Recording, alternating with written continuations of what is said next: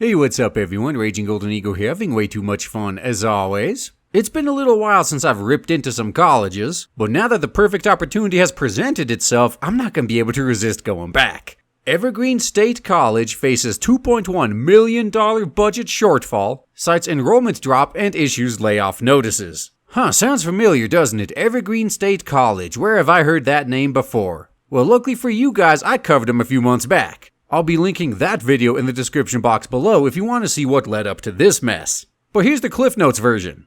These guys are basically Mizzou 2.0. They pretty much let a bunch of racist regressives take over the campus, which, to nobody's surprise, has been leading to the people who may have actually been there to learn something leaving.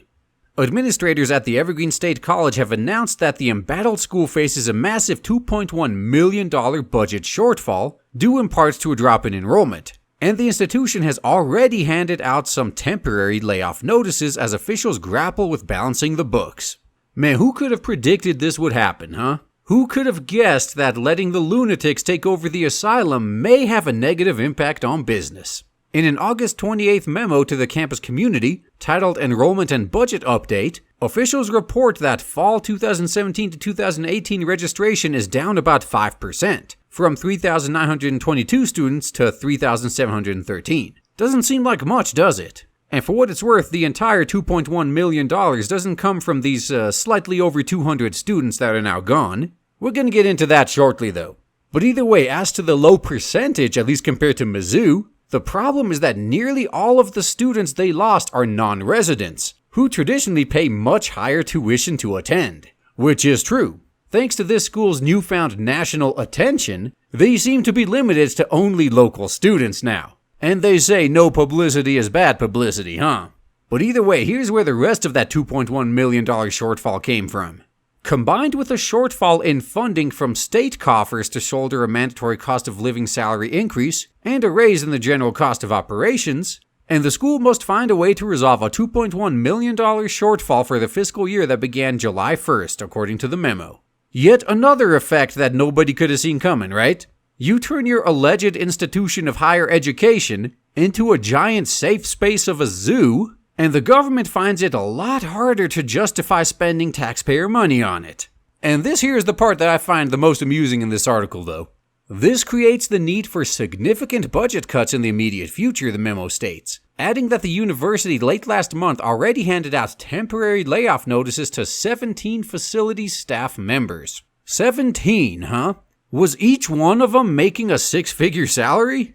Well, not exactly that much. Each employee has a whole bunch of extra costs associated with them other than their salary, but still, they weren't making bad money. And if it seems a bit much, just wait till this next line, it's pretty interesting. In a college where 89% of the operating budget is in salaries and benefits, it is impossible to reduce the budget by substantial amounts without giving up positions. In anticipation of this, we will soon be announcing a hiring freeze.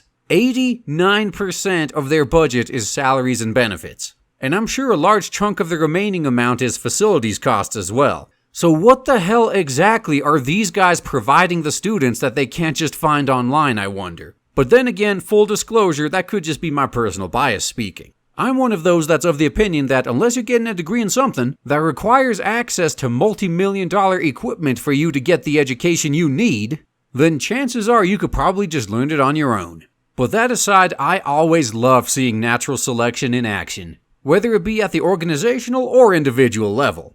And before I sign off, don't feel sorry for these people, alright? Especially if you watched my previous video on this topic. It's primarily been these sheltered college academics that have been creating the same SJWs that have now turned on them. So I say just sit back, point, and laugh as their chickens come home to roost. If these same racist regressives were out in force, trying to take over some alleged evil capitalist right-wing organization, you bet your ass that just about every one of these professors, if not every one of them, would be out cheering for him. We're already seeing something similar in a bunch of these college professors coming out and supporting the fascists of Antifa. So again, don't feel sorry for them. They've done this to themselves. In fact, we should feel lucky that the tools they've been brainwashing to use against the rest of us have decided to turn on their masters instead.